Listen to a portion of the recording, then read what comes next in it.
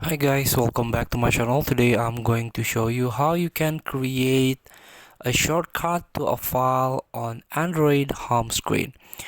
So all you have to do in order to create a shortcut, you can go to the Google Drive. Make sure your Google Drive is connected into your account and try to choose or pick the file that you want to create shortcut. For example, this one.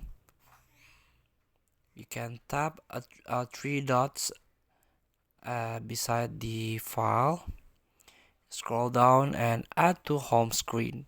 You can tap it, touch and hold place menu. You can add, and then let's see on the home screen there is a shortcut of your file.